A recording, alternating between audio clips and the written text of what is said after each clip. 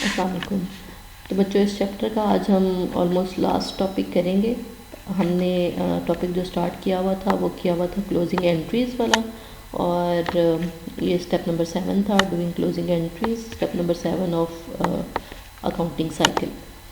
First 6 steps हमने कर लिए थे, 7 स्टार्ट किया हुआ था क्लोजिंग एंट्रीज़ वाला। इसको मैं थोड़ा सा क्विकली रिवाइज़ करवा देती हूँ कि हम क्लोजिंग एंट्रीज़ क्यों करते हैं। क्लोजिंग एंट्रीज इसलिए करते हैं क्योंकि हमारे पास अकाउंटिंग में 2 तरह के अकाउंट्स होते हैं, real accounts and nominal accounts. Nominal accounts होते हैं जिनका बैलेंस हमने हर अकाउंटिंग पीरियड के बाद ज़ीरो करना होता है और उनको एम्प्टी करना होता है, जिनके बैलेंस को हम ट्रांसफ़र करते हैं इन रियल अकाउंट्स। तो उसके बाद हमने देखा था कौन कौन से नॉमिनल अकाउंट्स हैं। तो revenue, expense and dividends, these are the nominal accounts. और रियल अकाउंट्स में land, building and retained earnings आते हैं। उसके बाद हमने क्लोजिंग एंट्रीज़ कैसे करते हैं और उनका प्रोसेस क्या है वो देखा था। उसमें हमने ये डायग्राम देखी थी कि रेवेन्यू और एक्सपेंसेस को हम क्लोज़ करते हैं एक और टेम्परेरी अकाउंट में, इनकम समरी अकाउंट। ये अकाउंट सिर्फ ओपन ही इसलिए किया जाता है क्योंकि हमने इन 2 को क्लोज़ करना होता है। तो रेवेन्यू का सारा जो बैलेंस है उसको हम ट्रांसफ़र कर देते हैं income summary account. Similarly expenses के सारे बैलेंसेस को हम इनकम समरी अकाउंट में ट्रांसफ़र करते हैं, और फिर इनकम समरी अकाउंट में जो बैलेंस आता है क्रेडिट साइड पे एंड डेबिट साइड पे, उसका हम बैलेंस निकाल के और फिर उसके बाद इस इनकम समरी अकाउंट को हम रिटेन अर्निंग्स अकाउंट में क्लोज़ कर देते हैं। ये यहाँ तक प्रोसेस हमने कर लिया था। अब जो हमारा आज का टॉपिक है वो सिर्फ ये है कि डिविडेंड्स को हम रिटेन अर्निंग्स अकाउंट में कैसे क्लोज़ करते हैं। हमने रेवेन्यू के लिए क्लोजिंग एंट्री की कि रेवेन्यूज़ को क्लोज़ करने के लिए रेवेन्यूज़ जितनी भी टाइप्स के हों उनको हम डेबिट कर देते हैं और इनकम समरी अकाउंट को क्रेडिट करते हैं। ये रेवेन्यू की क्लोजिंग एंट्री है। और जब हमने एक्सपेंसेस को क्लोज़ करना होता है तो जितनी भी टाइप के एक्सपेंसेस हो उनको हम क्रेडिट कर देंगे और इनकम समरी अकाउंट जो है वो डेबिट हो जाएगा, तो एक्सपेंसेस भी क्लोज़ हो जाते हैं। उसके बाद हम इनकम समरी अकाउंट में ये क्रेडिट बैलेंस है जो कि रेवेन्यू को क्लोज़ करने से आया है, ये डेबिट बैलेंस है जो कि एक्सपेंसेस को क्लोज़ करने से आया है। इन दोनों का जब हम बैलेंस या टोटल करके निकालते हैं तो जो बैलेंस बाकी बचता है ये सपोज क्रेडिट साइड पे है, तो इनकम समरी अकाउंट को क्लोज़ करने के लिए अगर ये क्रेडिट साइड पे बैलेंस है तो हम इसको डेबिट कर देंगे। क्लोज़ करने के लिए इनकम समरी अकाउंट जो है वो डेबिट हो जाएगा और रिटेन अर्निंग्स अकाउंट जो है वो क्रेडिट हो जाएगा। तो इस तरह इनकम समरी में से जितना भी बैलेंस होगा वो रिटेन अर्निंग अकाउंट में ट्रांसफ़र हो जाता है। तो मैंने पहले भी कहा है कि जिसको ये बात समझ नहीं आई वो मुझे बता दे ताकि मैं इसको किसी और तरीके से एक्सप्लेन करने की कोशिश करूँ, और अगर आ गई है तो वेल एंड गुड। हमारा जो 4th क्लोजिंग एंट्री है हम उसकी तरफ जाते हैं जो कि है closing of dividends. Dividends closing entry. मैंने आपको पहले भी बताया है कि हम डिविडेंड्स को डायरेक्टली रिटेन अर्निंग्स अकाउंट में क्लोज़ करते हैं, लेकिन डिविडेंड्स जो हैं अगर आप को मैं एडजस्टेड ट्रायल बैलेंस दिखाऊं या पीछे जो इनकम स्टेटमेंट हमने बनाई थी वो दिखाऊं तो वहाँ आप ये देख सकते हैं कि डिविडेंड्स जो हैं वो डेबिट होते हैं। जब भी हम डिविडेंड्स का कहीं जिक्र करते हैं, मैं यहाँ बुक से आपको दिखा देती हूँ, this is adjusted trial balance और यहाँ पे लिखा हुआ है डिविडेंड्स। डिविडेंड्स जो हैं वो डेबिट वाली साइड पे लिखे हुए हैं और आपको मैंने पहले भी बताया था कि डिविडेंड्स जो हैं वो हमेशा डेबिट होते हैं। अब चूँकि ये बाय डिफ़ॉल्ट डेबिट होते हैं तो इनको क्लोज़ करने के लिए हम डिविडेंड्स को क्रेडिट करेंगे और जो रिटेन अर्निंग्स है उनको हम डेबिट करेंगे। जो चीज़ बाय डिफ़ॉल्ट जहाँ पे डेबिट हो रही है तो क्लोज़ करते हुए हमें उसको उसके ऑपोजिट काम करना होता है। जैसे डिविडेंड्स का बैलेंस वैसे डेबिट बैलेंस होता है, लेकिन जब हम इसको क्लोज़ करेंगे तो हम डिविडेंड्स को क्रेडिट कर देंगे। और डिविडेंड्स की अमाउंट हमने यहाँ से देखी 14,000 है और ये क्रेडिट साइड पे लिखा जाएगा 14,000 और ये क्रेडिट हैं। तो डेबिट क्या होगा? डेबिट होगा रिटेन अर्निंग्स अकाउंट, क्योंकि मैंने आपको बताया है कि डिविडेंड्स को हम डायरेक्टली रिटेन अर्निंग्स अकाउंट में क्लोज करते हैं और वो अमाउंट हो जाएगी 14,000। तो आई होप ये क्लियर हो गया होगा। मैं एक दफ़ा दोबारा बता देती हूँ कि डिविडेंड की जब हम क्लोजिंग एंट्री करने लगते हैं तो पहले हमने ये देखना होता है कि डिविडेंड्स जो हैं वो बाय डिफ़ॉल्ट डेबिट होते हैं या क्रेडिट होते हैं। तो हमें पता है कि वो डेबिट होते हैं। तो जब हमने क्लोजिंग एंट्री करनी होती है तो हमने उसके ऑपोजिट एंट्री करनी होती है कि पहले अगर डेबिट है तो अब हम इनको क्रेडिट कर देंगे, ये क्रेडिट हो जाएंगे। तो दूसरा अकाउंट रिटेन अर्निंग्स का होगा जिसके अंदर हमने इसका बैलेंस डालना है, तो उसको हम डेबिट कर देते हैं। तो अब अगर हम इनका लेजर बनाएं तो रिटेन अर्निंग्स का लेजर हमारे पास ऑलरेडी बना हुआ है। रिटेन अर्निंग्स अकाउंट में 14,000 डेबिट हो रहा है, तो हम इसको डेबिट साइड पे लिख देंगे 14,000। और डिविडेंड्स का हमारे पास लेजर नहीं बना हुआ, तो हम डिविडेंड का लेजर बना लेते हैं। ये दिस इज़ डिविडेंड्स और इस ये डिविडेंड्स जो हैं ये क्रेडिट बैलेंस है 14,000, तो मैं इसको डिविडेंड साइड पे सॉरी क्रेडिट साइड पे 14,000 लिख रही हूँ। सो डिविडेंड्स पहले जो डिविडेंड्स का बैलेंस था वो क्रेडिट साइड डेबिट साइड पे था, जैसा कि हमने इस एडजस्टेड ट्रायल बैलेंस में देखा है। अगर इस एडजस्टेड ट्रायल बैलेंस से डायरेक्टली आप टी अकाउंट बनाएं तो डिविडेंड्स का बैलेंस जो है वो डेबिट साइड पे लिखा हुआ होगा, जैसे कि मैंने यहाँ पे डेबिट साइड पे लिखा है। इसको अगर इरेज कर दें अभी तो अब ये वाला लेजर अकाउंट जो है मैंने इस एडजस्टेड ट्रायल बैलेंस में से बनाया है। इस एडजस्टेड ट्रायल बैलेंस में से आप डिविडेंड्स का टी अकाउंट बनाएं। जब खुद बनाएंगे तो आपको रियलाइज़ होगा कि ये कुछ ऐसा बनता है। तो ऐसा बना लें पहले, और उसके बाद जो यहाँ पे एंट्री की है उसकी वैल्यू आप इसमें एंटर करेंगे। यहाँ पे डिविडेंड्स जो हैं ये क्रेडिट हो रहे हैं, तो अब आप क्रेडिट साइड पे लिखेंगे 14,000। सो ये डेबिट और क्रेडिट साइड इक्वल होगी, लिहाजा इसका मतलब है कि इस डिविडेंड्स अकाउंट में बैलेंस ज़ीरो हो गया है, जबकि रिटेन अर्निंग्स अकाउंट में बैलेंस ज़ीरो नहीं है, क्योंकि इसकी क्रेडिट साइड पे वैल्यू और है, डेबिट साइड पे वैल्यू और है। तो इसका हम डिफरेंस कैलकुलेट करेंगे। चूँकि क्रेडिट साइड बड़ी है लिहाजा हम इसका जो भी डिफरेंस है इसको क्रेडिट साइड पे लिखेंगे। इसका डिफरेंस आया है 25,942 और ये उसके अकॉर्डिंग है जो हमने यहाँ रिटेन अर्निंग्स की वैल्यू निकाली है 25,942। तो आई होप ये आप लोगों को क्लियर हो गया होगा। वैसे तो हमने स्टेटमेंट ऑफ रिटेन अर्निंग्स बनाई थी तो तब भी हमारे पास यही वैल्यू आई, और जब हमने क्लोजिंग एंट्रीज़ करना स्टार्ट की तो उसके थ्रू भी हमारे पास यही वैल्यू आई। ये सॉर्ट ऑफ वेरिफिकेशन स्टेप है कि हमने वैल्यूज सही कैलकुलेट की हैं या नहीं की, ये दोनों वैल्यूज सेम आनी चाहिए। तो खैर ये हमारी लास्ट क्लोजिंग एंट्री थी। डिविडेंड्स को क्लोज कैसे करते हैं आई होप ये आप लोगों को क्लियर हो गया होगा। अगर किसी चीज़ में कन्फ्यूजन हो रही होगी तो शायद वो इन टी अकाउंट्स या लेजर अकाउंट्स में हो रही होगी, तो इनको एक दफ़ा मैं ज़रा क्विकली दोबारा बता देती हूँ कि हमने कैसे बनाए थे।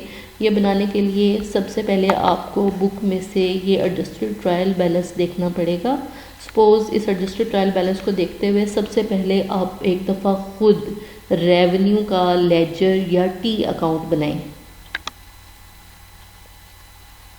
लेजर या टी अकाउंट ऑफ रेवेन्यू कैसे बनता है एडजस्टेड ट्रायल बैलेंस को देखते हुए, ये मैंने क्लास में आप लोगों से बनवाए थे।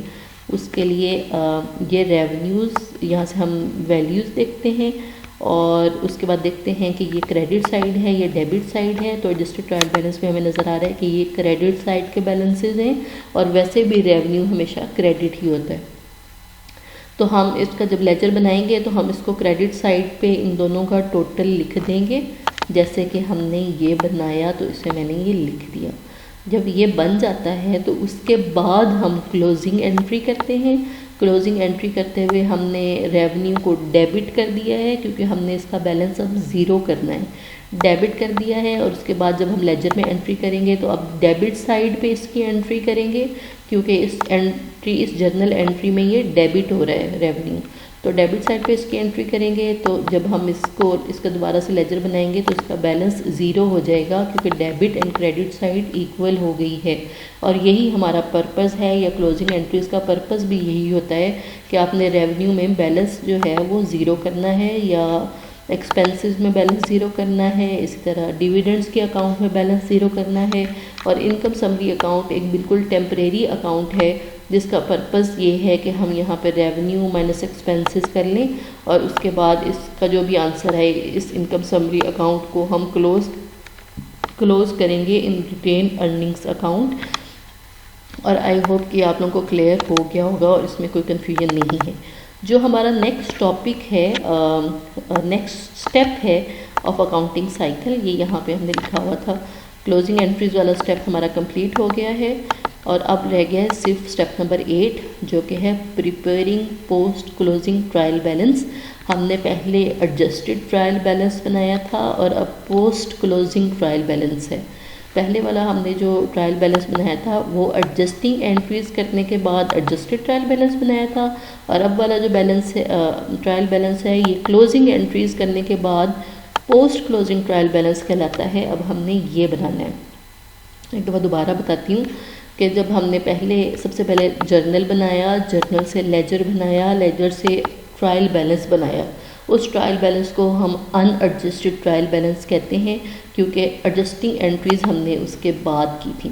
एडजस्टिंग एंट्रीज़ करने के बाद हम एक एडजस्टेड ट्रायल बैलेंस बनाते हैं, वहाँ से हम फाइनेंशियल स्टेटमेंट्स बनाते हैं और उसके बाद हम क्लोजिंग एंट्रीज़ करते हैं और क्लोजिंग एंट्रीज़ करने के बाद हमें एक पोस्ट क्लोजिंग ट्रायल बैलेंस बनाना पड़ता है जो कि हमारा लास्ट और 8th स्टेप है।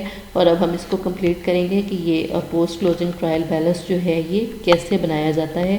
तो हम ये बनाने की कोशिश करते हैं। That is step number 8।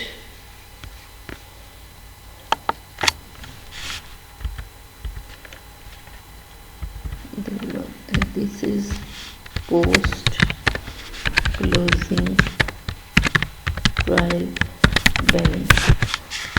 अब पोस्ट क्लोजिंग ट्रायल बैलेंस के लिए हमें एडजस्टेड ट्रायल बैलेंस पे जाना पड़ेगा जिसको देख के हमने ये एडजस्टेड ट्रायल बैलेंस है हमारे पास, जिसको देखते हुए हमने फाइनेंशियल स्टेटमेंट्स बनाई थी। तो हम वापस उस ट्रायल बैलेंस पे आए हैं और इसको देखते हुए अब हमें पोस्ट क्लोजिंग ट्रायल बैलेंस बनाना पड़ेगा। तो बात ये है कि बाकी तो ट्रायल बैलेंस में, इस ट्रायल बैलेंस में जो पोस्ट क्लोजिंग ट्रायल बैलेंस है सिर्फ रियल अकाउंट्स आएंगे, नॉमिनल अकाउंट्स इसका पार्ट नहीं बनेंगे। क्यों नहीं बनेंगे? क्योंकि हम नॉमिनल अकाउंट्स के बैलेंस को ज़ीरो कर चुके हैं। तो इसमें रियल अकाउंट्स कौन कौन से हैं? मैंने बताया था जो बैलेंस शीट के अकाउंट्स हैं उनको हम रियल अकाउंट्स कहते हैं। तो ये इस साइड पे उन्होंने एरो के थ्रू दिखाया हुआ है कि ये यहाँ तक बैलेंस शीट के अकाउंट्स हैं जो कि रिटेन अर्निंग्स तक हैं। कैश से लेके रिटेन अर्निंग्स तक के जो अकाउंट्स हैं उनको हम बैलेंस शीट अकाउंट्स कहते हैं और यही रियल अकाउंट्स हैं और यही पोस्ट क्लोजिंग ट्रायल बैलेंस का हिस्सा बनेंगे। उसके बाद के जो सारे अकाउंट्स हैं, सपोज डिविडेंड्स हैं, डिविडेंड्स को हमने कहा हुआ है कि ये नॉमिनल अकाउंट है और इसको हमने क्लोज भी कर दिया है और इसके बैलेंस को हमने रिटेन अर्निंग्स में डाल दिया है। इसका मतलब है कि इसमें अब कोई वैल्यू नहीं है, ये ज़ीरो हो चुका है, लिहाजा इसको हम ट्रायल बैलेंस का हिस्सा नहीं बनाएंगे। सिमिलरली रेवेन्यूज़ जो हैं ये भी नॉमिनल अकाउंट्स हैं, इनका बैलेंस भी हमने ज़ीरो कर दिया है। इनके बैलेंस को भी हमने अल्टीमेटली पहले इनकम समरी अकाउंट में और उसके बाद रिटेन अर्निंग्स अकाउंट में शिफ्ट कर दिया हुआ है। दैट मीन्स इन दोनों का बैलेंस भी ज़ीरो हो गया है, इस वजह से ये भी पोस्ट क्लोजिंग ट्रायल बैलेंस का हिस्सा नहीं बनेंगे। Same case is with expenses account. सारे एक्सपेंसेस को हमने के बैलेंस को हमने पहले इनकम समरी अकाउंट में शिफ्ट किया और इनकम समरी अकाउंट से हमने उसमें शिफ्ट कर दिया रिटेन अर्निंग्स अकाउंट में। लिहाजा एक्सपेंसेस जो हैं ये भी पोस्ट क्लोजिंग ट्रायल बैलेंस का हिस्सा नहीं बनेंगे। तो अब ट्रायल बैलेंस जो पोस्ट क्लोजिंग ट्रायल बैलेंस है उसमें क्या क्या चीज़ें इंक्लूडेड होंगी? उसमें सिर्फ बैलेंस शीट के अकाउंट्स या जिनको रियल अकाउंट्स कहते हैं वो इंक्लूडेड होंगे।